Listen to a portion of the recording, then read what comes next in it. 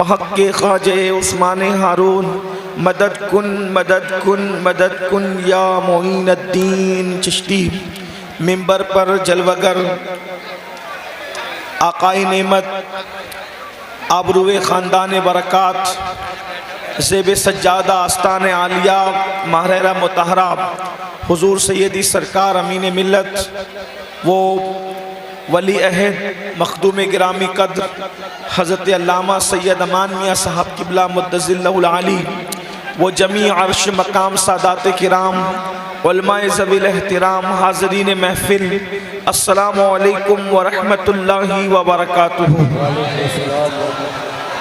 انتہائی احترام و عقیدت کے ساتھ اپنے اور ساری کائنات کے مرکز عقیدت انیس بے کساں چارہ ساز درد منداں، ہم غریبوں کے غم گسار، ہم فقیروں کی ثروت، شہر یار ارم تاجدار حرم نوبہار شفاعت، شب اسرا کے دولہ نوشے بزم جنت، دانائے سبل مولائے کل ختم الرسل، خسرویں خوباں سیاح لامکاں وجہ کن فکاں، در اللہ المکنون سر اللہ المخزون، عالم ما کانا وما یکون، آب و گل انبیاء جان و دل اصفیاء، مطلع ہر سعادت مقطع ہر سیادت، خلاصہ کائنات فخر موجودات، حضور احمد مجتبی محمد مصطفیٰ، ارواحنا فدا صلی اللہ علیہ وآلہ وصحبہ وبارک وسلم کی بارگاہ بے کس پناہ میں جس طریقے سے پڑھاؤں بلند آواز سے میرے ساتھ مل کر پڑھیں۔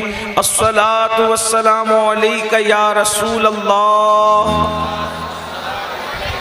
الصلاۃ والسلام علیک یا نبی اللہ، الصلاۃ والسلام علیک یا حبیب اللہ، وعلی آلک واصحابک یا نور اللہ صلی اللہ تعالی علیہ وسلم۔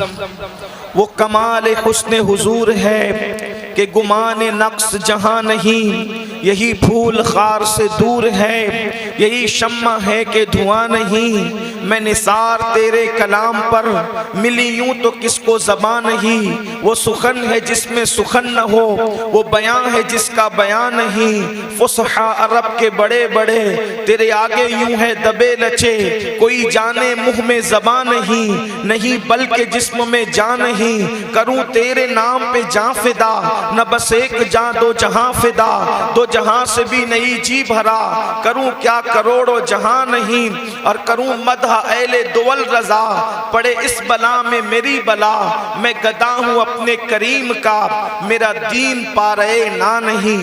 آج کی یہ محفل بڑی خوبصورت اور حسین و جمیل میلاد مصطفیٰ صلی اللہ علیہ وآلہ وسلم کے حوالے سے انعقاد پذیر ہے۔ وقت میں بہت مختصر سی گنجائش ہے۔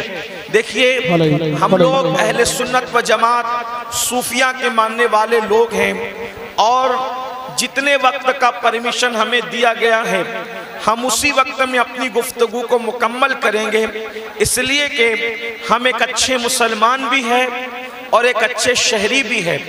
اچھا مسلمان وہ ہوتا ہے جو اپنے مذہب کو فالو کرے، اور اچھا شہری وہ ہوتا ہے جو اپنے ملک کے قانون کو نہ توڑے۔ تو ہم لوگ اچھے مسلمان بھی ہیں اور اچھے شہری بھی ہیں۔ جتنے وقت میں گنجائش ہے بس دو تین باتیں میں آپ کی خدمت میں پیش کر کے اپنی گفتگو کو مکمل کروں گا۔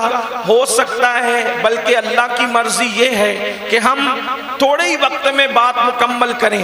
ایک چیز میں آپ کے سامنے پیش کرتا ہوں، کسی بہت بڑے انگریز مفکر نے کہا تھا، جو عنوان مجھے دیا گیا تھا حضور مخدوم گرامی سیدی امان میاں صاحب نے، اس پر گفتگو تو اب نہیں ہو سکتی، لیکن ایک بات صرف میں عرض کروں کہ ایک بہت بڑے انگریز مفکر نے کہا تھا کہ اگر کسی سے محبت کرنا ہو تو اس میں تین میں سے کوئی ایک چیز ہونی چاہیے۔ اگر تین میں سے کوئی ایک چیز ہو تو پھر وہ اس قابل ہے کہ اس سے عشق کیا جائے، اس سے محبت کی جائے. اور اس نے تین چیزیں بیان کی تھی. وہ کہتا ہے اگر بیوٹی ہو تو انسان محبت کے قابل ہے، کوالٹی ہو تو انسان محبت کے قابل ہے، اور ریالٹی ہو تو انسان محبت کے قابل ہے. لیکن تینوں میں سے کوئی ایک ہو تو انسان کا حق ہے کہ اس سے محبت کی جائے. اس انگریز مفکر کے ان تین جملوں کو سامنے رکھیں اور ہم اپنے آقا مدینے والے مصطفیٰ صلی اللہ علیہ وآلہ وسلم کو دیکھیں تو ان میں تینوں کے تین چیزیں موجود ہیں. بیوٹی ایسی ہے کہ حسن یوسف بھی حیرت سے ان کو تکتا ہے، اور ان کے حسن کا عالم یہ ہے کہ ایک دن ام المومنین سیدہ عائشہ صدیقہ نے پوچھا تھا کہ یا رسول اللہ آپ زیادہ خوبصورت ہیں یا یوسف زیادہ خوبصورت تھے؟ تو میرے آقا نے کیا جواب دیا ہے؟ وہ سخن ہے جس میں سخن نہ ہو، وہ بیاں ہے جس کا بیاں نہیں.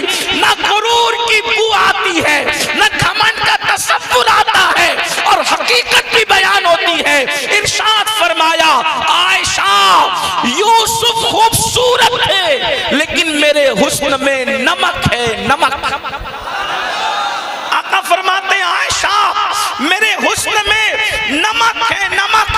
اور نمک کا مطلب کیا ہوتا ہے؟ اس کو ملاحت کہتے ہیں. میرے امام کہتے ہیں حسن کھاتا ہے جس کے نمک کی قسم، وہ ملی ہے دلارا ہمارا نبی.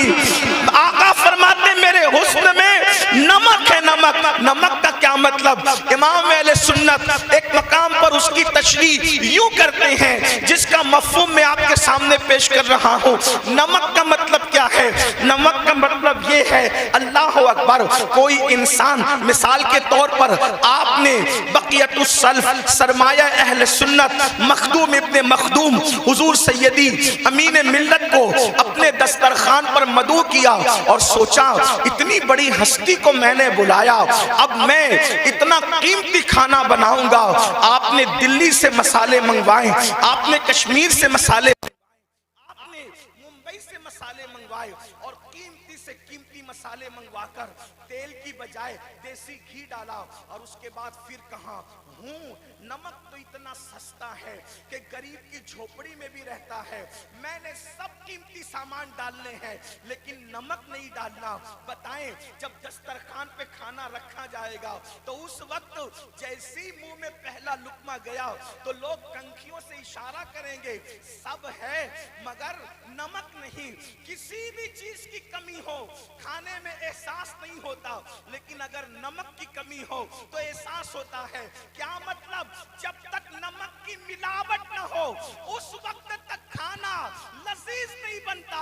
آقا فرماتے ہیں او یوسف کا حسن پوچھنے والوں، میرے حسن میں نمک ہے.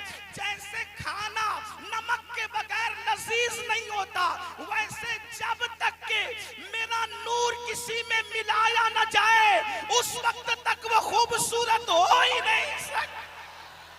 اگر چاند خوبصورت ہے تو حسن مصطفیٰ کی ملاوٹ ہے. ستاروں کی انجمن ہے، حسن مصطفیٰ کی ملاوٹ ہے. ستاروں کی انجمن ہے، حسن مصطفیٰ کی ملاوٹ ہے. شفق کا جمال ہے، حسن مصطفیٰ کی ملاوٹ ہے. افق کی سرخی ہے، حسن مصطفیٰ کی ملاوٹ ہے. چڑیوں کی چہک ہے، حسن مصطفیٰ کی ملاوٹ ہے. باغوں میں بہار ہے، حسن مصطفیٰ کی ملاوٹ ہے. گرجتے بادل ہے، حسن مصطفیٰ کی ملاوٹ ہے. گرتے آبشار ہے، حسن مصطفیٰ کی ملاوٹ ہے. اگر یوسف کا جمال ہے حسن مصطفیٰ کی ملاوٹ ہے. موسیٰ کا جلال ہے حسن مصطفیٰ کی ملاوٹ ہے. سلیمان کی سطوت ہے حسن مصطفیٰ کی ملاوٹ ہے. جنت کی بہاریں ہیں حسن مصطفیٰ کی ملاوٹ ہے. اسی لیے تو میرا امام کہتا ہے وہی جلوہ شہر بشہر ہے، وہی جلوہ شہر بشہر ہے، وہی اصل عالم تیر ہے، وہی نیر ہے، وہی بیر ہے، وہی پاٹ ہے، وہی تھار. نمبر 1 بیوٹی ایسی کہ ان سے زیادہ خوبصورت کوئی نہیں. وقت ہوتا تو بات کرتے. نمبر 2 کوالٹی ایسی کہ ان کے دشمن بھی ان کو صادق الوعد الامین کہتے ہیں. دشمن بھی کہتا ہے صادق الوعد الامین. پورا قرآن اٹھا کر دیکھے، احادیث کا ذخیرہ اور سیرت اٹھا کر دیکھے، دشمن نے ساحر کو کہا، جادوگر تو کہا، آصف زدہ کہنے کی ان بدبختوں نے تک جرات کر ڈالی، لیکن اتنے بغض اور کینے اور دشمنی کے باوجود بھی وہ جھوٹا کہنے کی ہمت نہ کر سکے. اس لیے کہ جس رسول نے اپنی زندگی کا بیشتر حصہ ان کے درمیان گزارا تھا. اور ایک بات اندازہ کریں، میرے آقا نے جب اپنے دین کی حقانیت پیش کرنی ہوئی تو آسمان کی بلندیوں کو پیش نہیں کیا، چاند کے حسن کو پیش نہیں کیا، اور کسی چیز کو پیش نہیں کیا، بلکہ کیا فرمایا؟ میں تمہارے درمیان زندگی کا بڑا حصہ گزار چکا ہوں، بتاؤ تم نے مجھے کیسا پایا. اندازہ کریں، دشمن بھی ان کی عظمت کا انکار نہ کر سکا. ایسی کوالٹی میرے آقا علیہ الصلوۃ والتسلیم کی بارگاہ میں ہے. بلکہ ایک بات آپ کو بتاؤں، غصہ کہیں اچھا نہیں لگتا، لیکن میرے آقا کے پاس وہ کوالٹی موجود ہے کہ جلال اور غصہ وہاں آ کر وہ بھی حسن پا جاتا ہے. انسان ہر ایک کی خوبی بیان کرتا ہے، غصہ بیان نہیں کرتا. کیوں؟ اس لیے کہ غصہ جس کا بیان ہوگا اچھا نہیں لگے گا. مگر قربان جائے آمینہ کے لال کی بارگاہ میں ہر چیز بالکل تناسب کے ساتھ ہے. وہاں غصہ آ کر بھی خوبی بن جاتا ہے، بلکہ خوبیوں میں ڈھل جاتا ہے. اور اللہ اس غصے کو جب بیان کرتا ہے تو کس شان سے بیان کرتا ہے. اللہ اکبر. حنین کی جنگ ہے، دشمن کا غلبہ ہے، صحابہ کے قدم اکھڑ چکے ہیں، حضور علیہ السلام جلال میں آتے ہیں اور مٹھی پر کنکر اٹھاتے ہیں اور دشمن کی طرف ہاتھ اٹھا کر کے مارتے ہیں.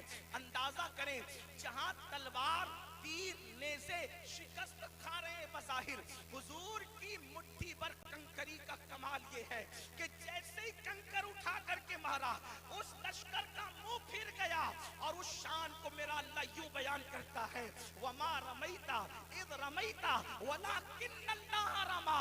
مفہوم آیہ کریمہ کا یہ ہے، کنکریاں پھینکی تو نے ہیں، ہاتھ تیرے تھے، پھینکنا تیرے خدا کا. اندازہ کریے شان ہے حضور کی. اور اس کے بعد حقائق کا یہ عالم ہے، سچائی اور صداقت کوالٹی کے بعد حقائق کا یہ عالم ہے کہ اللہ کے رسول علیہ السلام کی پوری زندگی میں کبھی کسی چیز کو لوگوں نے بطور دکھاوا دیکھا ہی نہیں. سچائی وہاں کیسی ہے؟ صرف ایک واقعہ آپ کی زندگی کا توجہ کریں. حضور علیہ السلام کیا ہیں؟ کاش ہم سیرت النبی کو پڑھتے، حضور کی سیرت پر عمل کرتے، حضور کی سیرت کو عام کرتے. اس لیے کہ آج ہماری قوم بہرہ روی کا شکار ہونے کی سب سے بڑی وجہ، اس قوم کے پاس سب کی زندگی پہنچی لیکن سیرت النبی نہ پہنچ سکی. اور حضور ہی کی سیرت ہمارے لیے آئیڈیل ہے. اگر آج مسلمان نشہ کر رہا ہے، اگر مسلمان سٹا کھیل رہا ہے،